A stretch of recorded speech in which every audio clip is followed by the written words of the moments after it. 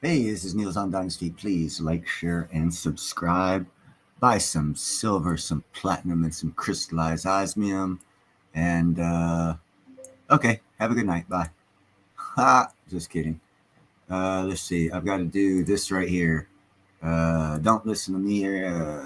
Everything I say is to be taken as BS. This is for fun, not health advice or any profit or any of that other crap. All right. I had to get all the technicals out of the way because I don't want to get a strike. Let's see, we're going to start this off here because it just seems the thing to do.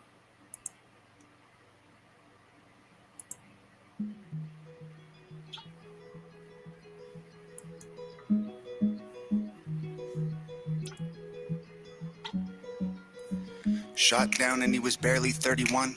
Another woke coward took a life with a gun.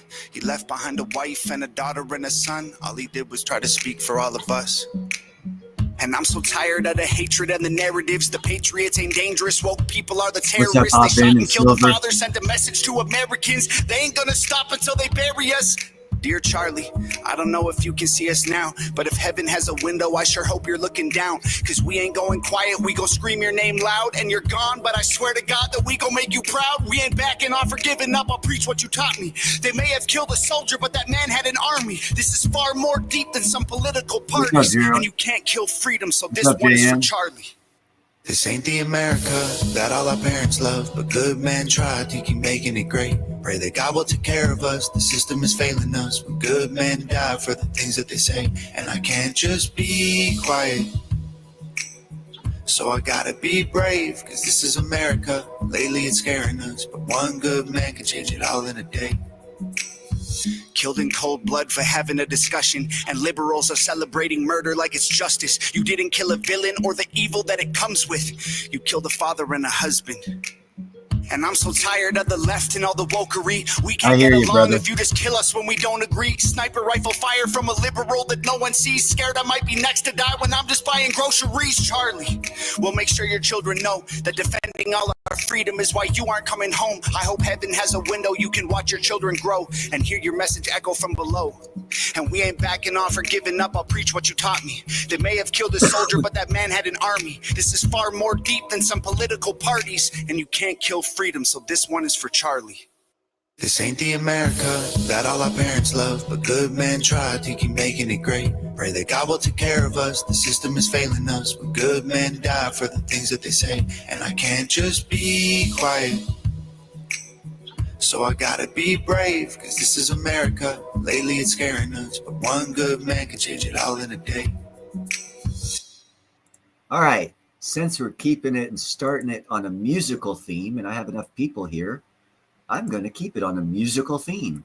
So let's go to share screen and let's do some Rastafarian. Rasta Wars, One Love Strikes Back. Reggae Jedi. It's a parody, obviously, from a Neutral Derp. This is, oh, Lord knows, 2 months ago. This is funny.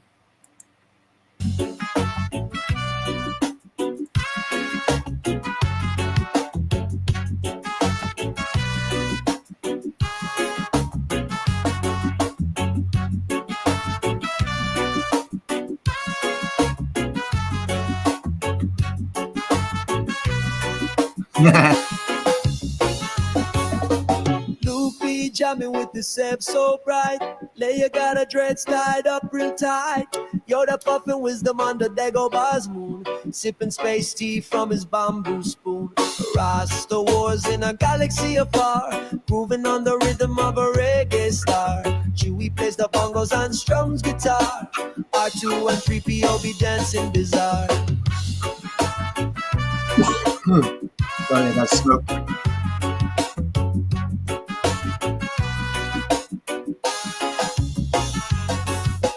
Vader with his helmet rocking dreadlock vibes, breathing like a baseline, keep the tribe alive.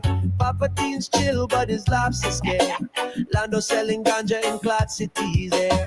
Rasta wars in a galaxy afar, grooving on the rhythm of a reggae star. Chewie plays the bongos and strums guitar.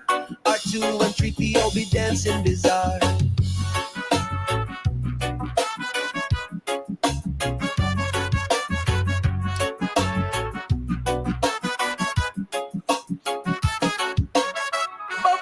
rhythm got the bass line deep. Floating through the cosmos where the vibes don't sleep. Jabba's eating space fruit with a lazy grin, while the Ewoks chant, let the Rasta begin. Yoda says, feel it flow through your man. Luke's got the force, but he's laid back strong. Layers like chill, Luke, the vibe so high. Death Star explodes with the Rasta sky. Like the lightsaber.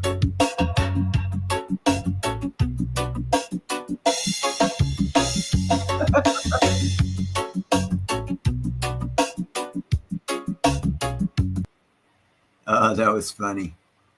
I like that one. Let's see, what else do I have here right off the bat?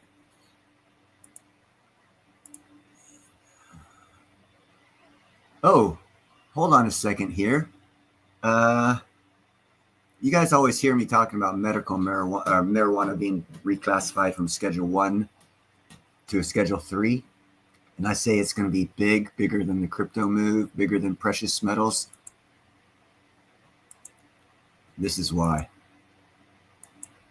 America takes a look at the country, and tonight we focus on one way it has changed. When the baby boom generation was coming of age, marijuana use was against the law. Well, now, in much of America, it's legal. And as Jim Axelrod reports, some boomers are making up for lost time. Don Searles is going to a party and doesn't want to show up empty-handed. Now, son, in goes peanuts. So he's making peanut brittle using an old family recipe with a modern-day twist. But now you got a new ingredient. Yeah, we had the marijuana. Yeah. The party Don's attending is an old-school pot party. Although this one has a new wrinkle. It's at the Trilogy Retirement Community. Yeah, see, the reason why I say to invest in these medical marijuana and other marijuana stocks is because here very shortly, it will be reclassified from Class 1 to a Class 3. And you always hear these things on crypto, how, wait till adoption, wait till more people figure out what it is. And that's cool. And they are correct. I'm not dogging on anything. People don't, several people are forced in the stock market through retirement accounts. And that's how they built that up. But when they reclassify weed from a Class 1 to a Class 3, you heard this, man, right here. It says attending an old school pot party. Although this one has it's at an old folks home, dude. Grandma and grandpa, mom and dad, and the kids, the whole damn family smokes pot. We've been smoking pot for years, generations, and it's fixing to be legalized. The stocks that are associated with this, we're not going to have to wait for adoption or acceptance. As you can tell, these people are already experiencing acceptance. East of San Francisco, where lately the golf course has a new competitor for popularity. This is the old style of rolling a joint. Cannabis. Gail Crawley, the host of the party, is 74 and not at all surprised by some new numbers. Between 2021 and 2023, cannabis use among Americans 65 and older went up 46%. And there's only 3% of the nation into precious metals. In just a couple of years, between 50 and 65, the number of users went up 40%, 46%. There's 320 million Americans. I mean, figure out the numbers here. This is going to be a freaking huge stock market boom for the right stocks in the medical and industrial marijuana sectors. Does that surprise you at all? No. Why not? Because cannabis is a good solution to a lot of medicinal issues. And with cannabis now legal in 40 states for medical use and 24 for recreational, the stigma is gone. I've never smoked a cigarette, a joint. When it comes to his cannabis, Stephen Clark is strictly an edibles guy. You're a cannabis guy. What is it about cannabis that you're drawn to? That it does work on PTSD. Yes. Pain issues. Yes. Relaxation issues. Yes. Brain disorders. Wouldn't know. Heart disease. That's his experience. But some medical professionals think differently. If they are smoking marijuana, we can be pretty confident that they're harming their cardiovascular system. This guy doesn't know about weed, but I'll let that roll. Professor Matt Springer at UC San Francisco has a warning. The active ingredient in marijuana may carry health risks no matter how seniors get it. Smoking it gummies, even peanut brittle. For people who get their THC through edibles, what does your study suggest? It suggests that they might be having an adverse, a harmful effect on their cardiovascular system. If they're eating THC, they're not without risk. But don't talk to Don Searles about risk. 5 years after a motorcycle accident left him with chronic pain. He needs something. So there's a new study out. It shows a connection between cannabis use and cardiovascular disease. Doesn't surprise me. I go to my doctor and he says, geez, quit drinking milk. Stay away from the sugar. You know, what isn't bad for you nowadays? But despite the warnings, these seniors are happy just the way they are. Hell yeah. High and retiring. For Eye on America. Okay, now, see, I'm playing with y'all now. Here, hold on. I'm setting you up, my bad. Now listen to this. To our latest TDR Cannabis in 5 presented by Dutchie. Dutchie is the backbone of cannabis retail, powering dispensaries with technology. Announcement yet there are two very different moves from the Department of Justice that, when you look closely, feel like part of the due diligence process. So with that, let's get into our latest TDR Cannabis in 5 presented by Dutchie. First, let's look at Attorney General Pam Bondi, who is standing next to RFK Jr. in Chicago this week, announcing a crackdown on illicit vape sales. And second, we also have to look at the DOJ in Washington, scrapping dozens of regulatory proposals under President Trump's deregulation order, but leaving cannabis rescheduling untouched. So individually, they're just headlines, but piece by piece, they could be shaping the narrative that leads to rescheduling. So here's what I mean by that. Let's go back to Chicago in the suburbs, where Pam Bondi, who is now serving as the Attorney General under President Trump, she stood beside RFK Jr. to announce a federal crackdown on illicit vape sales. So on paper, this is about youth vaping and counterfeit products. The concern is obvious. Disposable vapes, many coming from overseas, slipping into gas stations and convenience stores, loaded with unknown chemicals and finding their way into kids' hands. So really, that's a public health issue, which we're very familiar with. But here's the thing.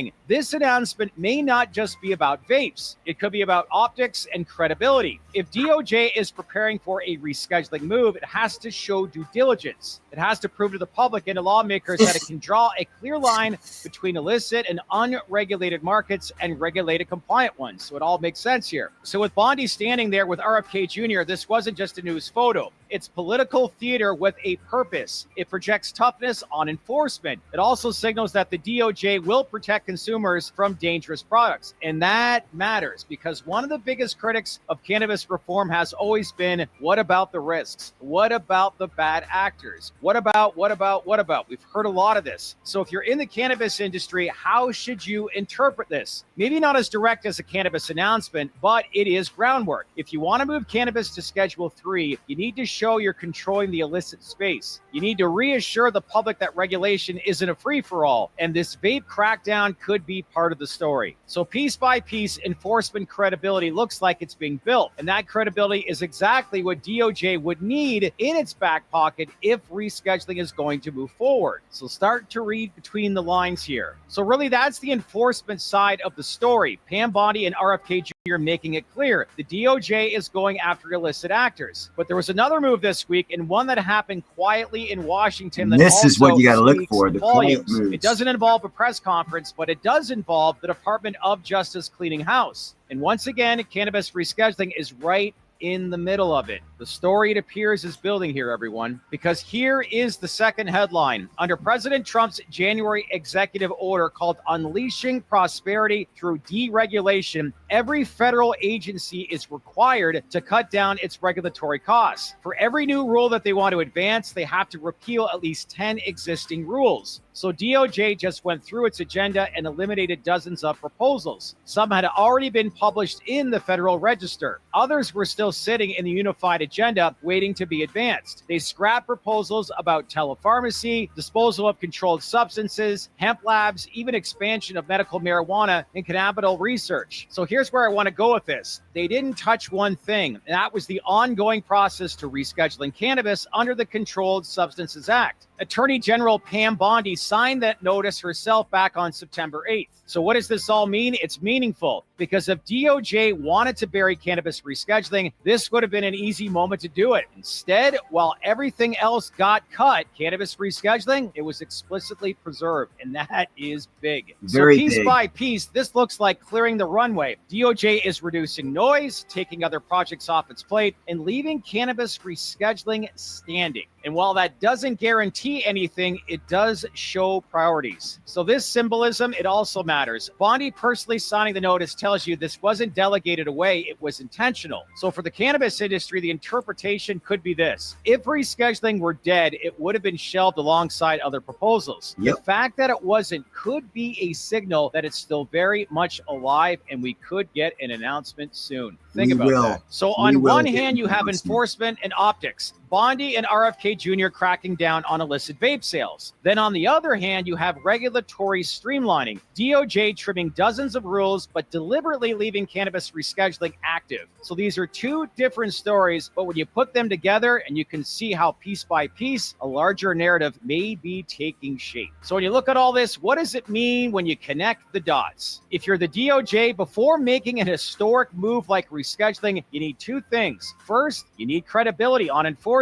You can't look soft on bad actors. That's what the vape crackdown projects. It says, hey, we're tough on the illicit market, we're protecting consumers, and we're not ignoring risks. Second, you need bandwidth. You can't be tied up in dozens of half-finished rulemakings and still deliver on rescheduling. That's what the regulatory withdrawal accomplishes. By cutting dozens of proposals and explicitly keeping cannabis rescheduling alive, DOJ is signaling where its focus could be. So when you put all these moves together, they look less like random events and more like due diligence. Piece by piece, they could be building the environment for a rescheduling announcement. Now, I do want to highlight, it's important to be clear, nothing again is guaranteed. Washington moves at its own pace, but for an industry that's been waiting for years, this could be a signal. And these stories matter. Yep, these stories matter. What y'all think about that? Grow your own, Deja Vu. Man, shit. Yeah. 24 states it's recreationally legal, 40 states it's medically legal. You should easily be in one of the many states where you can grow your own. What's up, Silver? Silver Boy Blues. There's another Silver in here. Don't want to confuse y'all. You could easily grow your own. And if you have any questions on how to, just ask me. You've seen some of my shorts. I'm sure I've got like a 11-foot plus tall fucking plant in the backyard. It's like 9-foot round bush. And then I've got a couple others beside it. And then on the side yard, I've got some. So I've got my limit of 6 growing in all different styles this year, because this is hopefully the last year I'll be out here. And I wanted to do all the growing styles and ways of growing and to get them on video. So that way, oh no, yeah, Deja Vu, you're screwed in Pennsylvania right now. Yeah, they're one of the ones that's not. They're the 10 of the 50 that doesn't have medical marijuana. My bad. Sorry about that. All right, I'll shut up.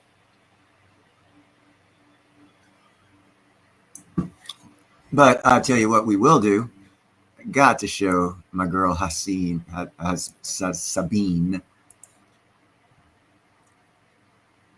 She's just too funny. She too funny. And obviously, this is Sabine Hasselhoffen. Hassenfeld, excuse me. Sabine Hassenfeld. Give her like, this is a couple days old. Oh, it's a year old. Who cares? It's funny. What could be the purpose of the universe? Let's see what she has to say about this. Been the most famous contemporary physicist in the eyes of the public, but for me, it's been Steven Weinberg. Weinberg was one of the recipients of the 1979 Nobel Prize in Physics for his role in the development of the Standard Model. But if people knew one thing about him, it'd be a quote from one of his books. The more the universe seems comprehensible, the more it also seems pointless. I was very fortunate to meet Weinberg in 2015 when I was working on my first book. I didn't ask him about the pointlessness of the universe in general or the pointlessness of my talking to him in particular, but I've always wondered what he might have meant. Weinberg sadly passed away in 2021. In this video, I want to speculate about what he might have meant. Is the universe pointless? That's what we'll talk about today. Weinberg's remark about the pointlessness of the universe always puzzled me, because what did he think we'd find as science progressed? Angels dancing on the tip of an electron scanning microscope, an army of dark dwarfs that rotate galaxies, a message in the cosmic microwave background saying, "The point of all this is to praise the Lord, hallelujah." Future-proof your home and garden with AARP today. I like this girl. Probably not. When we ask for the point of something, we usually ask for a purpose, the intention behind an action or an object. What's the point of a doorknob? Its purpose is to open the door. Someone put it there with the intention that you can open the door with it.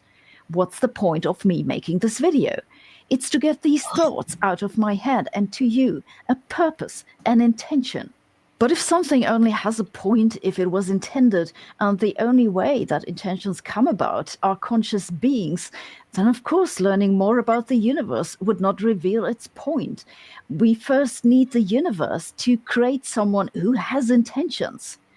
Now, you might argue that the point isn't to be found by scientific inquiry, and that maybe outside of science, someone or something has intentions which are the point of all that.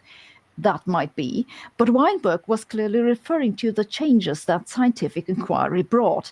Science taught us a lot, but it hasn't revealed a point, at least not in the sense of a purpose or intention. But this is not the only way we use the phrase having a point. We also use it to refer to function more generally, intended or not. For example, we could say the point of white blood cells is to identify and eliminate pathogens. The point of cell walls is to protect an organism. The point of earthquakes is to release stress. In none of those cases would we talk about intent because no conscious agents are involved. Or we can look at some negative examples, cases where we say something doesn't have a point. Let's use as an example the unquestionably biggest mystery of modern science. Why do men have nipples? What's the point? We ask that question exactly because male nipples don't seem to fulfill any function. We can explain how they come about. Nipples are formed in the early stages of embryonic development, before sexual differentiation, so both male and female mammals have them. But in males, they don't fulfill a function. They're pointless, like the universe. Bet you didn't expect we'd be talking about nipples today, did you? Okay, so we could interpret point as a function.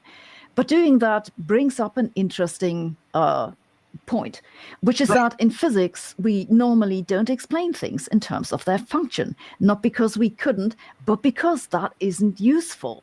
If we explain human behavior in processes or organisms, we often speak of functions because that makes things easier. It's useful. The point of brushing your teeth is to stay healthy. This type of explanation works in areas like sociology, psychology, and biology. But in physics, it usually doesn't work. We don't say the point of stars is to fuse nuclei. That's what stars do, all right, but it doesn't explain anything. We say instead that stars build up sufficient gravitational pressure to ignite nuclear fusion, and that explains why they shine, not the other way around. If we explain something by its outcome, by the function that it ends up fulfilling, that's called a teleological explanation. And while we normally don't use those in physics, it doesn't mean that we can't. So if we interpret the point of the universe as an explanation in terms of an outcome, what might we be looking for? Once upon a time, one might have considered that a teleological explanation, the point of the universe, could be to create life in general, or us in particular. But it seems that the laws of nature don't care about us or anything like us. It's rather that they give rise to us by way of an accident. This is, I believe, what Weinberg meant with his quote. I think it's what he meant because he said that in an interview in 1997. In the past, it was widely hoped that by studying nature, we will find the signs of a grand plan in which human beings play a particularly distinguished starring role, and that has not happened. I think that more and more the picture of the outside world, has been one of an impersonal world governed by mathematical laws that are not particularly concerned with human beings, in which human beings appear as a chance phenomenon, not the goal toward which the universe is directed. We also know today that there are other laws, or at least other combinations of constants of nature, that can also give rise to chemistry complex enough to create life. So our universe isn't even special in this regard. But to me, this interpretation of the point seems to say that the only acceptable point of the universe would have been to create life. I think that's a bit self-centered. Maybe the universe has a point, but it isn't us. If not, what else could it be? A first try could be the point of the universe is to increase entropy, because that's what it does. But it's a poor explanation because everything increases entropy, so it's not particularly descriptive of the universe in particular. It'd be like describing pizza by saying it's edible. That's right, but lots of things are edible, so it doesn't really tell you much, does it? We do have a teleological explanation for the universe that is highly specific. I've talked about it previously. It's the principle of least action. All systems we know change so that a mathematical quantity called the action will be minimal if evaluated for its entire history. It's a statement about the outcome. So maybe we could tell Professor Weinberg that the point of the universe is to minimize the action. Then again, that doesn't quite work either. For one, as I explained in my earlier video, this teleological aspect can be removed from the mathematics. The other issue is that the principle of least action doesn't include quantum mechanics. Another possible teleological explanation is that the point of the universe is to increase complexity. That's more specific than entropy, but easier to make sense of as life, because we do have some ways of quantifying certain types of complexity. And while I quite like this idea, I'm afraid so far no one's managed to formulate a scientific theory that could generate predictions from it, so we can't be sure it's even correct. A scientifically more successful idea has been that by Lee Smolin, who proposed that the point of the universe may be to produce as many black holes as possible. He called it cosmological natural selection, CNS for short. According to CNS, each black hole creates a new universe with slightly different constants of nature. For example, the new universe might have a different cosmological constant, or a slightly different strength of gravity, or a slightly different mass of the proton. But the number of black holes that a universe produces depends on those constants. And so, eventually, the universes that come to dominate are those black holes. He did a lot of estimates and arrived at the conclusion that the constants of nature in our universe are pretty much ideal to produce black holes.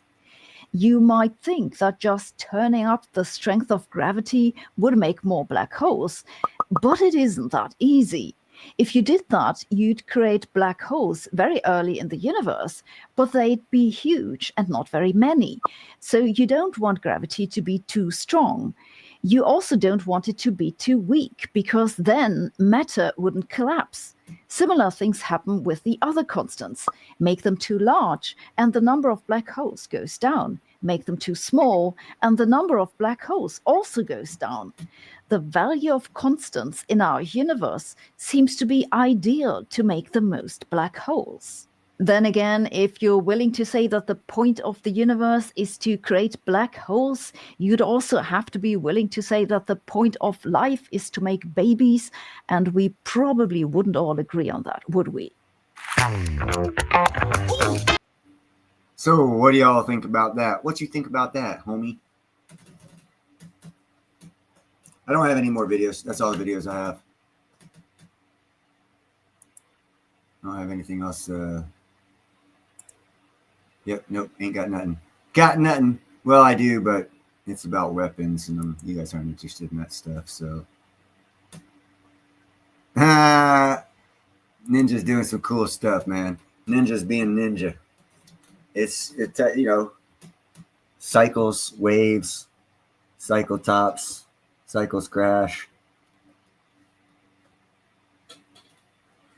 when it gets close to the cycle crashing or something big happening, I imagine ninjas start acting the way ninjas acting. I've been telling people that too. When silver goes up $3 or $4 and then drops $2 or $3 and then goes back up and then goes back down, dramatic swings like that, it's because there's fixing to be a sprint in silver. It hasn't happened yet. And when it does, Lord knows how high it's going to go. 3 figures, hey, it's possible it'll spike. Back in 1979, because the Hunt brothers doing all the buy-ins supposedly spiked it up to 50. I mean, with inflation, that's in the hundreds right now, 100 and something, 100, 200, something like that. So, with all these countries buying tons, it's the same thing as the Hunt brothers buying tons. They're eating up the supply, so the price will rise. And, it's just going to be a repeat of history in a different mannerism. That's all. But yeah, I suggest everyone watch The Economic Ninja, man. He's a Christian, and there ain't a damn thing wrong with that. But he looks at things differently. And actually, believe it or not, he's not at all into stocks. He and I are 180 different on that one. Cryptos, precious metals, housing, real estate, stuff like that. We're all on the same, we're on the same page with the cycles and all that. I just throw in stocks because I've seen what happens in certain these stocks. William, this company doesn't come in too much anymore, but he used to come in a lot at the beginning of my show. Like 3 years ago, I told him about the stock. He'll tell you he's up 1,300% in 3 years. 1,300%. If you guys had listened to me when at the OKLO, the same time I was pushing NNE really didn't take off that much, but OKOL, it's up 1,000% in 13 months. NNE's like, I don't know, 600% in 13 months. So I look at stocks where Ninja doesn't look at stocks because I see that America's going for controlling the energy sector of the world. Okay, that's a big statement. The government made that statement. The president made that statement. So I look at the energy sector. Then all of a sudden I see that the Nuclear Regulatory Agency is cutting their regulation time down by, I don't know. Let's see, it did take 20 years. Now it takes 6 months. So what is that? 40 times shorter to get a regulated micro and small modular reactor approved. So it takes like 6 months instead of 20 years. That's a big tell. Apparently, America is going to be the world energy sector leader. So invest in the energy stocks, new ones, that'll put us in that position, whatever they are. But stocks, basically, in those certain sectors, the marijuana sector, as I just showed these videos, the energy sectors, as we all should know, America is going to take control of the world's energy sector. So you look at these independent markets or asset classes in the stock market. And Ninja doesn't look at the stock market, and that's cool. But there's money to be made. I don't close my eyes off to any asset class, new ones, old ones, new tech, old tech. There's money to be made. I'm in to when I do get some money and get my stuff going, I'm just into making money. I don't care what the asset class is. If the whole deal here of this world that we're living in, because of the economics that they throw down on top of us that we have to use to survive, states that more money you have, the more you can do, the better you can be, the blah, blah, blah. Well, as soon as I get myself a little bit of money, I figured the game out. And the game's not about, just this, just that. That's, you missed out, you missed out. The game is to make as much as possible. I see the way to do that. Ninja sees the way to do that. That's why I jive with him so cool, because he's got the same mindsets I got. Not exactly the same, because like I said, he doesn't do stocks and I do, and I see the benefit of all asset classes. I just don't have the money to invest in any of them right now.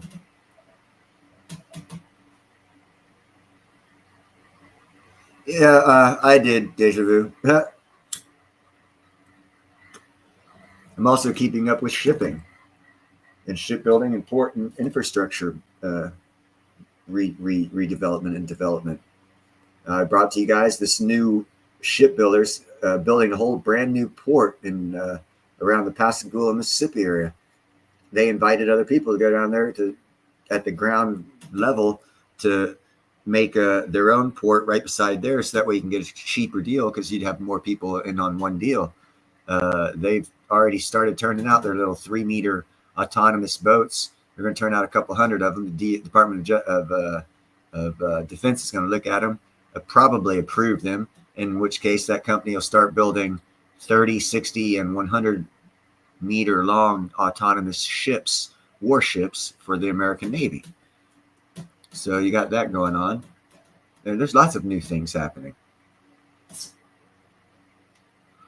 You just got to stay on top of it. And if you're worried about losing your job because of new tech, AI, and quantum this and whatever that, well, invest properly now. Because if those things are coming and they're going to kick people out of work, that means they're going to make a lot of money for those stocks, bonds, cryptos, whatever. So invest in them. So that way everyone else will be hurting. You'll lose your job, but you'll be making money on your stocks and your dividends and stuff like that off of the things that cost you your job. New tech. Like I've said before, the milkman really committed suicide when the refrigerator came around. The Iceman did too. They lost their whole trade and career. The world kept going. It's called advanced technologies. Yeah, I know the refrigerator doesn't sound like a lot of advanced technology now. What's up, Mike? But believe it or not, when we didn't have refrigerators, the refrigerator was advanced technology. I actually have a 1950s refrigerator sitting in the other room. Whew, man, were they well built. But they put people out of business. They ended careers and crushed companies. And the world rolled on. New tech's coming. People are crying that they're going to die and everything else. Yeah, okay, sure, whatever. Same thing's going to happen with the milkman and Iceman. They didn't die. Their families didn't rot. He got another job. Oh, but with new tech, how can you get a new job? Well, I don't know. Let's see. The refrigerator, well, you could build the refrigerator. So instead of delivering milk, you can start building refrigerators. I don't know. Probably they went that way. So if robots are going to rule the world, AI is going to rule the world, start building AI and start building robots. Get into that sector if that's how you feel the world's going to go. I guarantee you it's not in the next 20 years anyhow. Those things are not good enough yet. But, you know, the sky is falling, I'm sure.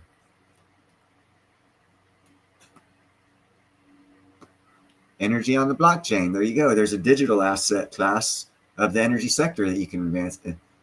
It's just the investments are diversifying out into a new sector of asset classes on a digital format. That's all that's happening.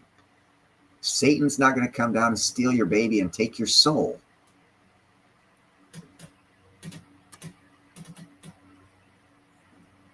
And if he is, you're not a good Christian. So if you're a good Christian, you should just take advantage of everything comes your way and keep being a good Christian. And don't cry that the sky is falling and everyone's going to die, because they're not. You can start saying that as soon as the Islamic mosque is tore down on the Temple Mount, which they will put up a fight for. And then a Jewish temple gets built to replace the Islamic mosque on the Temple Mount, which they will fight and have another world war over. So there's going to be about 2 world wars before this Jewish Temple Mount is built on the Western Wall. I mean, on the Temple Mount. That's when you're close. All these other signs people are talking about, yeah, it makes us close. Yeah, 7 days, take it literally. Yeah, God could have made the planet in 7 days, easily enough. Or he could have allowed nature to take place, and his time one day could be 1,000,000 years. You can't deny it. You can't confirm it. We just presume that the Lord's day is a 24-hour day. Hold on, wait. When was the 24-hour day recognized? Oh, less than a couple, maybe 1,000 years ago? Less than that even?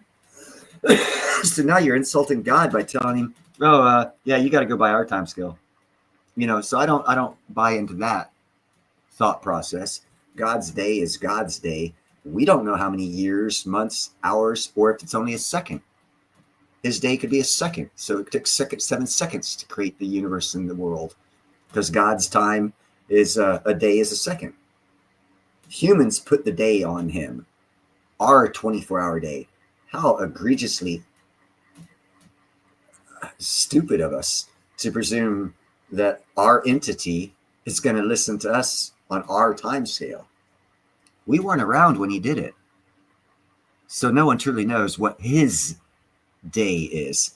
To convert that into things that we could represent and conceive and understand from a 13-dimensional, all-encompassing spiritual being to a 3-dimensional monkey brain, we would have to conceive it as a 24-hour day to conceive the reality of it. That's where people lose it in the theology. We think we are 13th dimensional creatures equal with God and his understanding, when the Bible and all that was written for us dumbass monkeys to try and get a basic understanding of how to live a good life, not create universes and create life. That's godly. We're not even close to that understanding. So we're putting on him a 24-hour day. I don't, others do.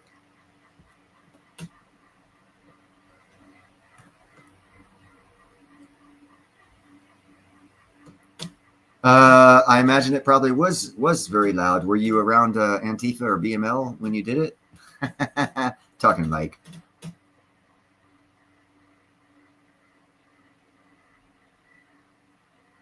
Well, okay, now it does. True. All that's true. Read the Bible. Towards the end times, we're gonna have a lot of soulless people. Okay, you know what that means? Don't bother trying to save them. Don't try to make yourself think that everyone can be good. That's an impossibility if we are indeed in end times. Probably 40% or more of the people out there are going to be soulless. The Bible says so. It doesn't give a percentage, but it does mention it. So I'm thinking it's a large percentage and not just 2 or 3%. So that's a man thing, Neil's man thing, putting it on God, what he meant from my understanding. I could be totally wrong, but from my understanding, there's going to be a lot of soulless people in the end days. So don't waste your time on them. And how do you tell if a person's soulless? I don't know. I go with my gut and my inner feelings, and I just presume that's God speaking to me because I believe I have a relationship with him. And that's how I handle it. You know, am I right? Don't know. I'll ask him when I get there. Or I'll know if I don't get there, you know? So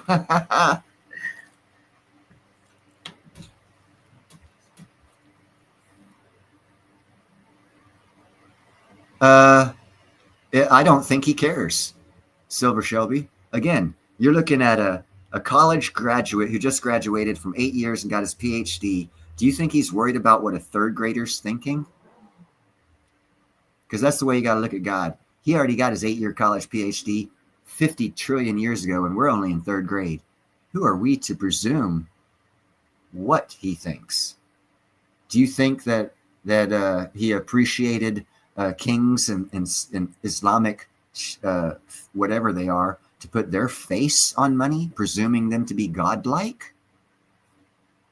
You know what I'm saying? Money is evil, always has been. Even when they took gold and made and used gold, it was evil because it had a face of Caesar. That means you were worshiping a man while you were using your gold. So you were committing a sin by using your gold because it was an idol of a man on that gold. Caesar was, at least 300 years ago. So, you know, he had nothing to do with the fiat dollar of now. So yeah, but we can add it all up and say, oh, now is the only time it's ever happened. No, it's always happened like that. Why? Greed. Caesar wanted to be known in history as the one who controlled everything. The king of Jerusalem, when he was king, the leper king, he had his face on gold money. That was over 2,000 years ago, bro. There was men's faces on gold money that we all worship now as God's money. How confused are we?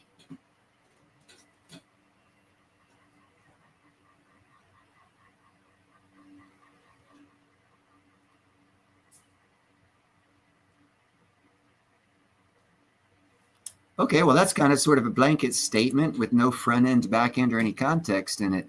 The Bible also says that you'll be saved if you believe in him, but that statement there says that absolutely nothing about that. So obviously that statement means for a specific type of person. Okay, the Bible says that I come in my Father's name and you won't accept me. So that would be a 40% or lower amount of people who will accept him. So in context, he was probably talking about unbelievers, not believers. But I see how, that's how CNN and MSNBC, they take things out of context. That is a good passage. It is probably from the Bible. I don't know. You didn't get the passage. So, you know, but I could easily tear that apart by letting you know that God don't think like that, bro. There's more to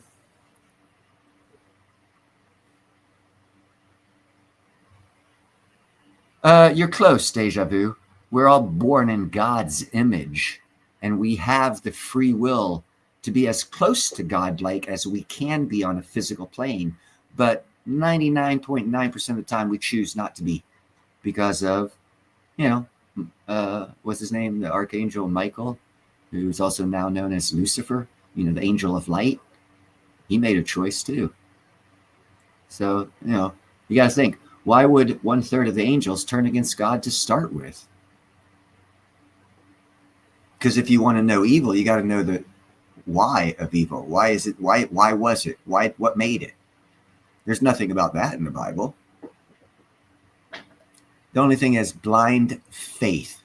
Blind faith until you know more than third graders level Bible edition for three-dimensional thought process monkey brains like ourselves. We can't heal ourselves by thought. We can't do telekinesis. We can't fly. We can't float. We're dumbass monkeys in a third-dimensional environment for which our scientists say there's at least 12. So if God is omnipotent and omnipresent, that means there's 13 dimensions at least for which he controls and lives in the 13th. For he can look down and see everything. We cannot look up and see. Third dimensional creatures cannot see a fourth dimension. Fourth dimensional creatures can see a third dimension because third dimensional creatures can see in 2 and 1 dimension, but we can't see in 4 dimension. That's how I know we're like, and I compare to like in a third graders compared to someone who's in college. Our understanding is so elementary. That is why we have a Bible to keep us on a path, because it's all about frequencies and vibrations. Tesla knew it. Everybody who knows it's about frequencies and vibrations. If you get closer with God, you have to be in the right frequency and vibration, because positives attract negatives.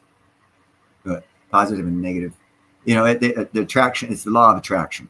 The closer in frequency and vibration you are to something, the closer you are to that something. It's mathematical and physics. So if you want to be like God, you have to get into his frequency and vibration. And the best way to do that I've found is to allow your subconscious to control more of your conscious actions, because your conscious mind is the only part of your mind that has free will. Your subconscious tells you every 10th of a second, heart beat, blood pump, muscles move, work the blood around, blood do your job. Your conscious mind doesn't do any of that. Your subconscious mind is so much more. Your distractions, exactly. Your conscious mind is full of distractions. So what I do is I did this years ago, and I did it for quite some time. I programmed myself to allow my subconscious to make more of my conscious decisions. That's why I'm so happy all the time, because I don't think about things. I just do them. And I anticipate they're right, because I believe that the part of me that controls the part that I can't is smarter than the part of me that's thinking right now. Because I'm not thinking about my heart pumping. I'm not thinking about anything that's actually keeping me alive. I'm not actually physically telling my lungs, inhale, exhale, blood, accept every one of these oxygen cells on a cellular level. I'm not doing that. That's just happening on a subconscious level in this body. So I imagine my subconscious, based off of that premise, is more intelligent than my conscious and more aware of the frequencies and vibrations of everything. So if I can find a way to allow my subconscious to make more of my conscious decisions, I will be on a more righteous path, frequency, or vibration, to where I can communicate more easily with a higher being. I call him God.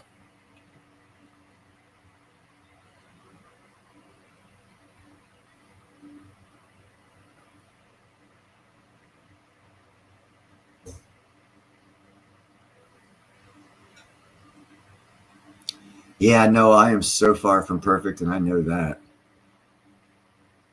That's why I take on so many cats, so I can learn patience and never ask for patience or anything else from God. I learned it on my own.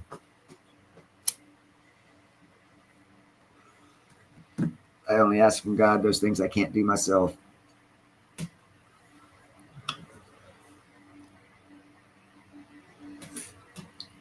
In other words, I don't bother him much. I'm sure he's a busy guy.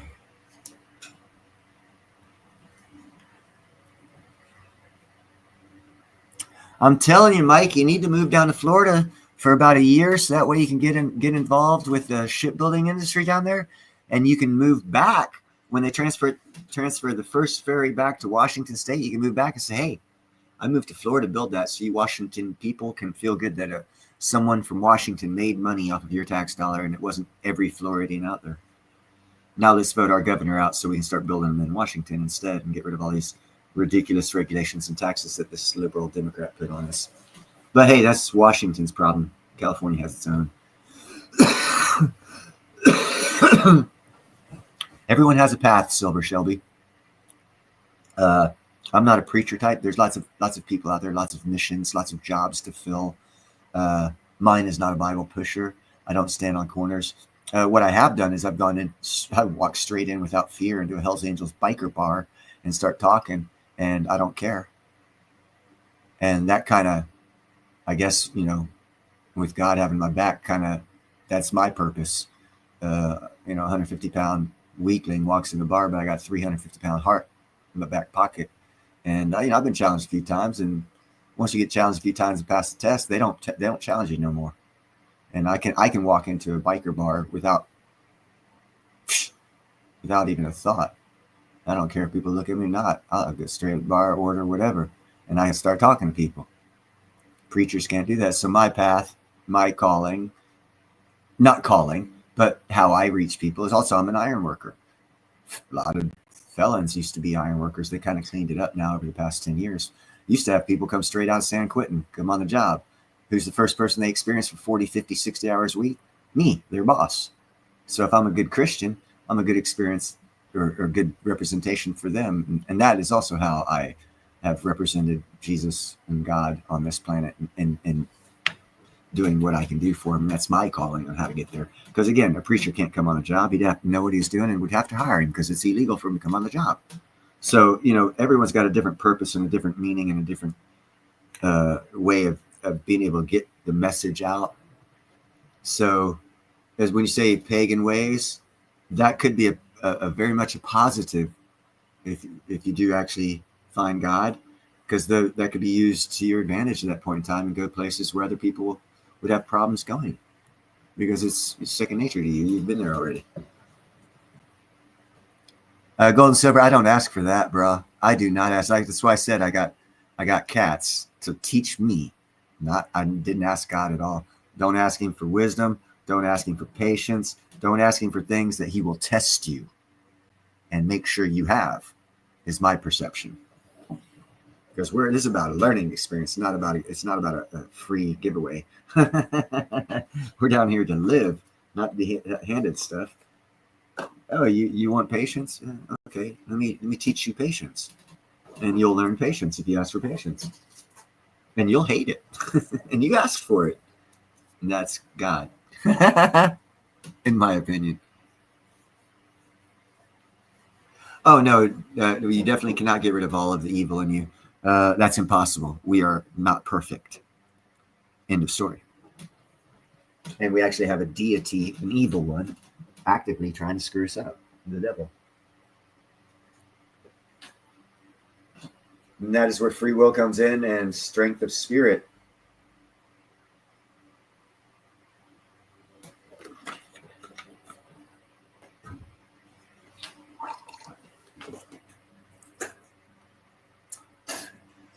Also, kind of sort of why I got the picture up that I got up.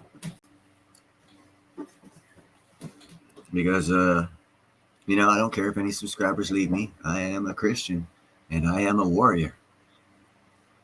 So that I'm a Sutherland, proud Sutherland, a Highlander, part of the Sinclair family. Oh, by the way, they started the Templar Knights. So got a kind of familiar tie to the picture there. Not direct, not saying I'm a bloodline or anything like that. I'm saying my family history is intertwined with the Templars. I don't know specific names or anything like that, but I hold that in great value to me personally. And I use that as a rock to hold my values. And I always go back to the Templar legacy that's in the Sutherland family for a stable, an anchor of my faith. Not everyone has that history, so you can't do that. Everyone's different. And you find your own anchors and you do your own thing. Everyone has their own path.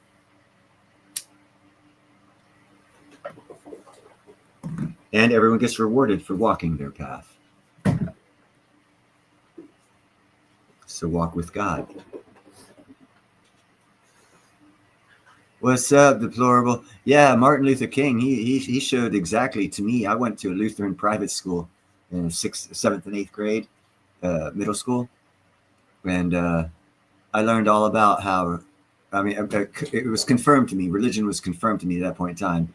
When one man can go to the Roman Catholic Church in the Vatican and put up some sort of piece of paper, nail it on the wall, and create a religion that we still have today called the Lutheran religion. Well, it's clearly man-made. So, oopsie.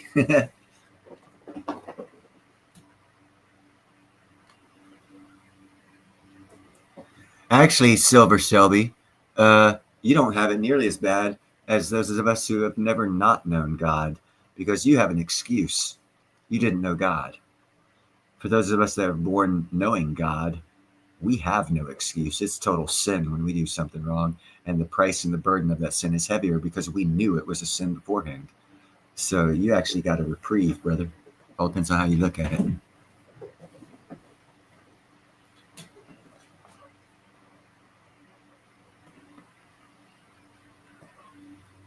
Well, you don't. So this is why I don't like talking about religion, because there's so much to it, man. Was it the 1600s, 1700s is when the Nicene Council got together to make, or no, they got together earlier. The 1700s is when King James Version came out. But still, you had a Nicene Council. And this is where we have to have blind faith. And we don't have to question more. Because if you question more, go beyond the written King James Version Bible that we are to be held to, according to whomever, whatever, the more knowledge you gain, the more liable you become. That's the simplest way I can put it. The King James Version of the Bible is the most simplistic religious doctrine put out there, or spiritual doctrine of Christ and his disciples and the history of God that we are to know about on a basic level. You are only going to be held to that knowledge. If you go beyond that knowledge, and there is a beyond that knowledge, your preacher, go talk to your preacher, ask him how many years of college he took in theology. That'll let you know how much beyond the Bible studies there are. There are other doctrines out there. There are other Bibles out there that are also Christian Bibles that predate by a long shot. As a matter of fact, the Ethiopian Bible, it has text in it and gospels in it that aren't in the King James Version. So when you go to study and you gain more knowledge, you gain more liability for that knowledge and responsibility of that knowledge and the use of that knowledge. Meaning if you try and just change other people's perspectives after you gain that other knowledge and you lead them astray, it's on you. And it's a heavy burden. So take it seriously, because God does.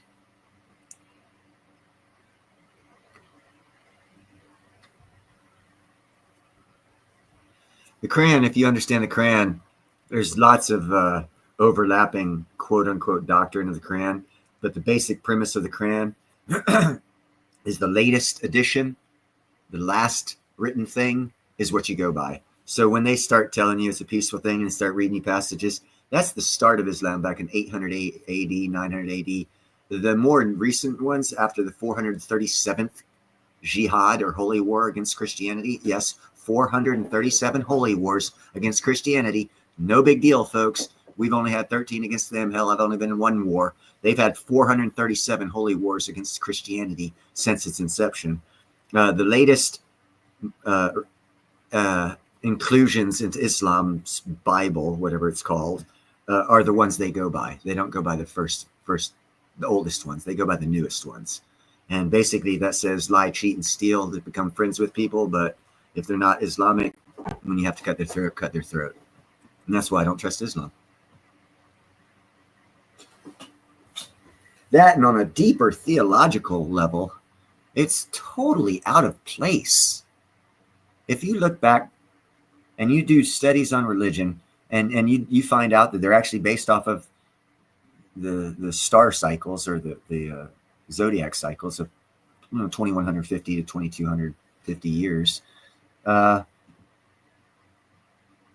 you won't find any other religion that I'm aware of that started like after that age started. Usually what the historical records that you can find show is about 100 or 200 years before the end of one age, the conception of another religion will come around and start taking hold. But Islam waited 700 years. They're like out of place.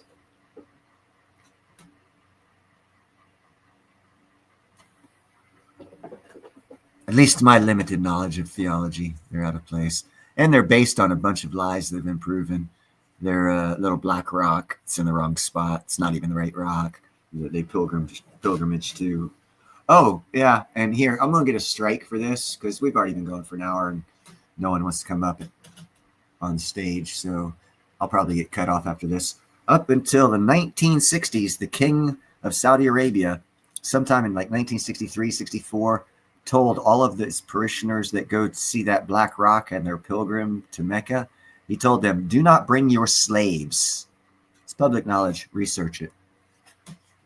Because until that date, they were bringing slaves with them.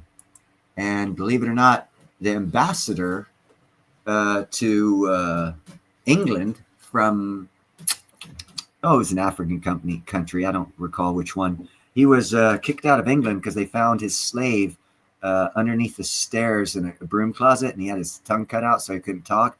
But one of the English people found his slave, and they discovered that this ambassador brought his slave with him to England. And they said, no, get this mofo out of here. That also didn't make the news, but that happened like within 35 years, within the past maybe 40 years. But in my lifetime that happened because I remember hearing about it. Never made the news. So you're responsible for your research once you gain the knowledge, and knowledge is a very, very heavy burden on how to use it properly, especially when it comes to theology, most especially. Any other knowledge, not really a big deal. When it comes to theology, that's a different story, in my opinion.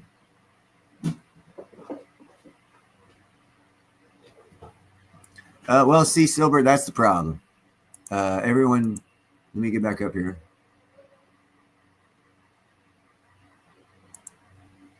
Been doing my own research. I believe in Jesus 52 years, and then I did my own research. That's the thing. As you gain knowledge, you gain questions, and not too many people have answers. So all you can do is have blind faith in what you know is real, is real, until you get all the answers. In other words, the principle of blind faith still applies, brother.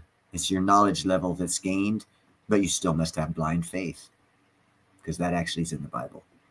So, and that's what you can't forget as you gain that knowledge. And it's hard not to forget because you think you get lied to.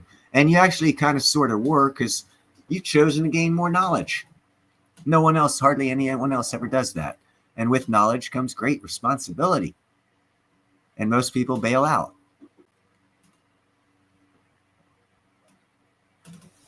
In my opinion. All this is just my opinion. It's disclaimers at the beginning of the show state. And Jerry. Yeah, I don't know. It looks like I still have feed. Usually when I start talking about controversial stuff. I mean, it might be removed tomorrow. I did have one of my live streams removed from last week by YouTube. So if you notice, my video count went down by one. They notified me. Didn't get a strike, but they still took it down.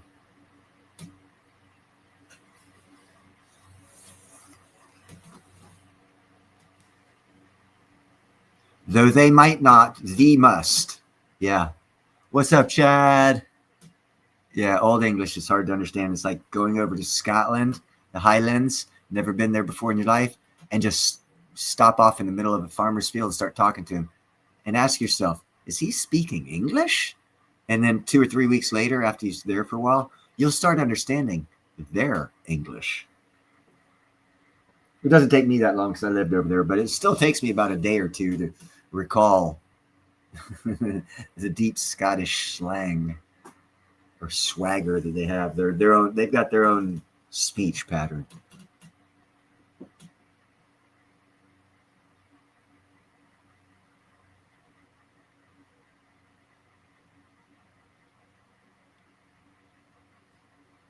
Oh, well, I don't do it much on my live streams, so I don't know how we'd get together and talk about it. Because like I said, man, that knowledge is the ultimate treasure on this planet is knowledge. That's all I can say. And with knowledge comes great responsibility. And if I talk about stuff that's not in the Bible and it's theological, then I'm responsible for how the person takes that knowledge. So I have to have a great, they have to have a great understanding and be intellectually understanding enough to know that people have different points of view and perspectives, so that you might be able to better understand the explanation. So very few people will I do that with, because I take that responsibility, I guess maybe more so than I should. But I'm concerned about eternity, not the 50, 60, 70, 80, 90, 100 years I gap here.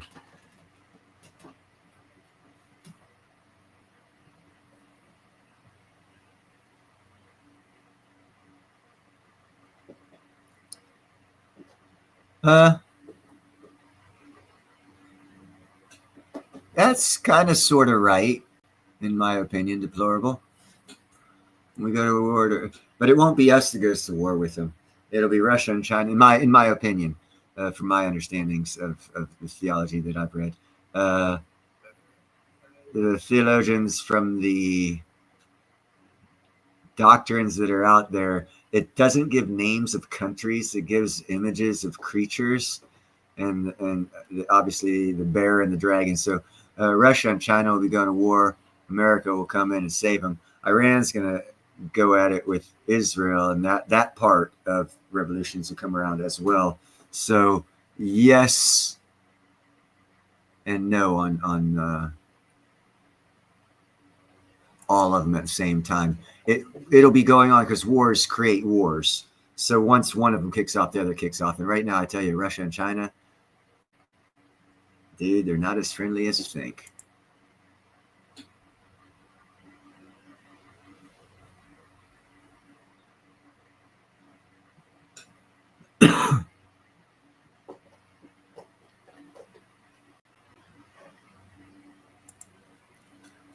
Well, here's one for you, Deplorable. If you ever know anyone going to Jerusalem, and boy, don't test God, but if you know anyone going to Jerusalem and you have a deep desire to truly know something that's personal and relevant to you, write it in the form of a prayer and have that person put it in the Western Wailing Wall and see what happens. That's all I can say. You might not get a closer relationship with God.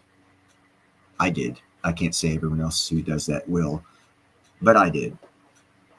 So that's how it happened with me. I had my pastor and good friend Tony Newhouse. He's a retired pastor now. He went to Jerusalem about every 5 years, and he saw some heavy burden on the heart and told me to write it down in a prayer. And he put it in the Western Wall, and I did. So, and for me, it worked. I don't know if it does that for everybody, but it worked for me. I don't know how or why, but it was an earnest prayer, earnest question. And actually, I got two answered. I only asked one. It was kind of cool. What are you guys doing in there? Making noise. What are you doing here?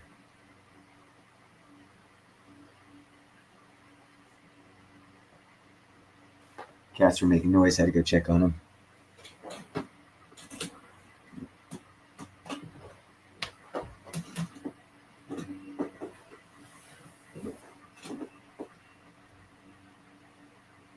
Gum wall. Yeah, I've never taken any college classes on anything because I don't believe in paying for knowledge, especially after going through the failed school system from elementary school up to 9.5 grades. I experienced the indoctrination of school systems, so I decided never to go somewhere else to learn something. I would learn it and then go somewhere and ask questions and get the feedback I need to fill in the gaps of self-learning. So that way I wasn't indoctrinated in someone else's thought process. Or indoctrinated in their thinking.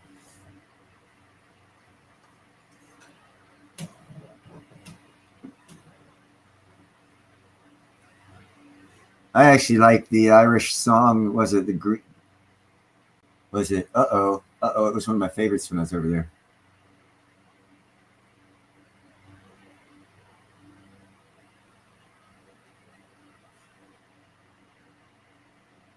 The Unicorn Song. That's what it is. It's a bar song I sing over there.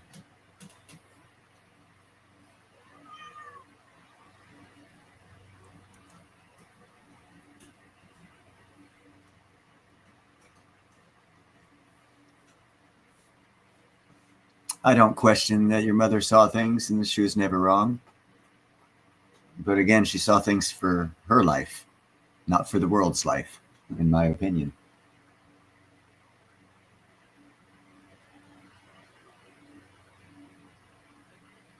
But that's just my opinion.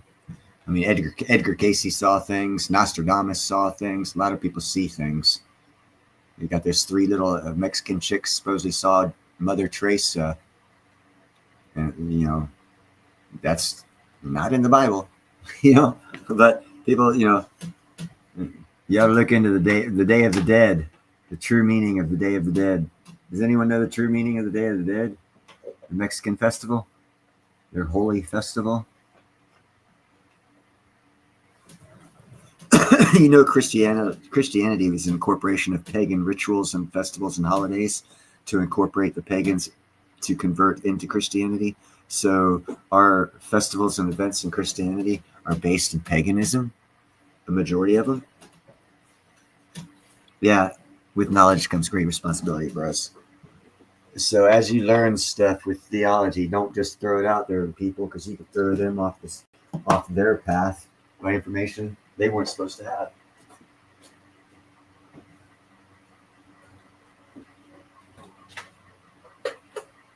Without giving hella context. And as much freaking layman's terms, explanations for understanding as you can easily think about. Because eternity is forever. And if you go to the wrong place forever, it'll suck forever.